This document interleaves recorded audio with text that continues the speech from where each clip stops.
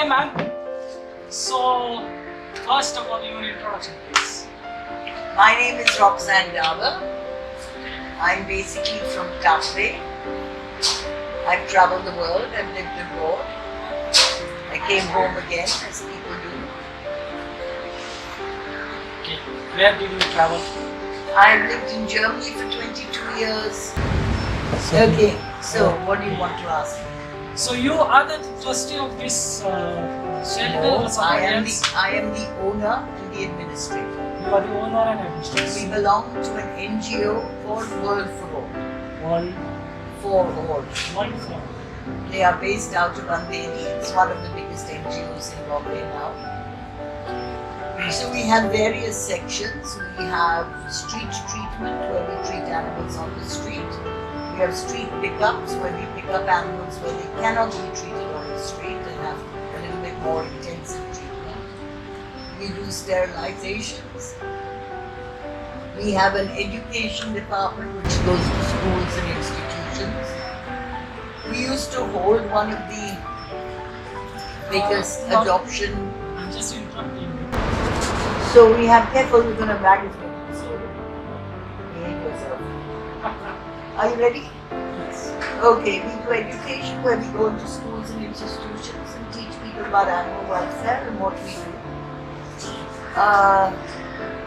We have one of the biggest adoption meetings in South Asia or Asia, where we have an adoptathon over 2 days, where we get around 400 animals adopted, puppies and kittens. This meeting is one in a year. It used to be once a year, Once a year. but since COVID we've stopped it. Since COVID is Yeah. Then we have we have 3 rehab centers where we do rehabilitation for cats and dogs, donkeys, whatever we pick up off the road.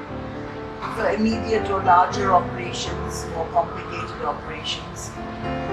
And then either they return to the road, return to their owner, or they come out here, or whatever is necessary. And yeah, we're in the process of moving in Bombay and getting probably a bigger facility, which is quite difficult in Bombay, but we find it's necessary. And then aged animals or handicapped blind animals like we saw today, a dog alive. She's become incontinent, she has a tumor, so people don't like looking at her and keep demanding that the PMC pick her up. If we did the same for humans, we'd have a much easier life. The minute humans become impossible to look at or their behavior, people keep saying, take the dogs home. But when their husband misbehaves and their children misbehave, Just throw this dog from home. can we also throw them out? Ah yeah, it's called jail, isn't it? Yes. So that they don't want.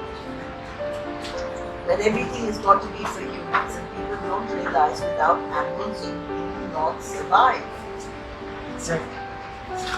Once you got rid of the bees, once you got rid of the sparrows, once you got rid of something takes its place which might not be as friendly or as kind. Because of the human, they are just.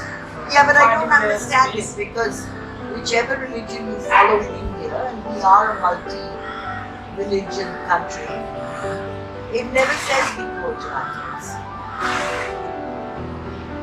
It never says you are the superior race or the superior species.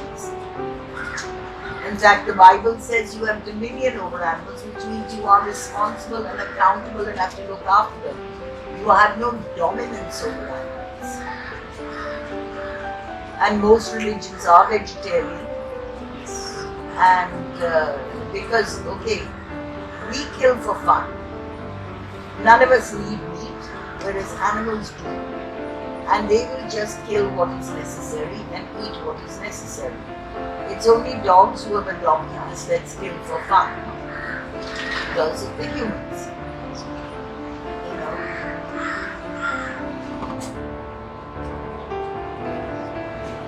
Superiority over animals.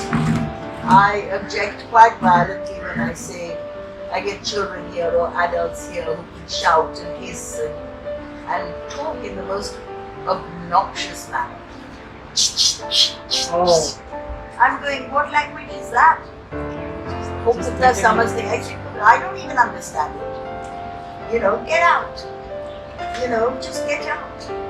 I've had a woman come in here and demand from me that I speak to her nicely. I said, why would I speak to you nicely? I don't know you. You have walked in here.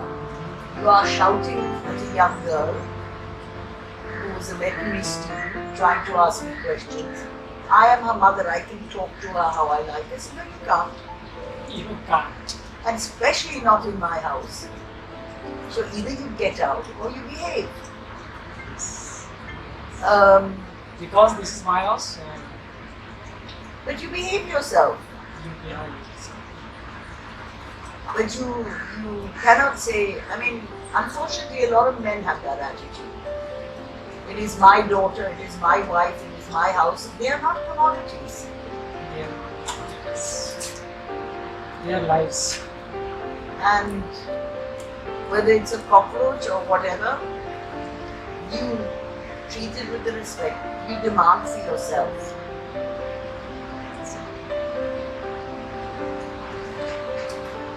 So, how many staff are here to take care of the animals? We have about 13, 14 staff, which is of course 60 to 70% minus of what we should have. Basically, you calculate one staff member for 10 animals. So we are way understaffed. And what's the count for the animals? We have around 400, 500 animals. Yeah.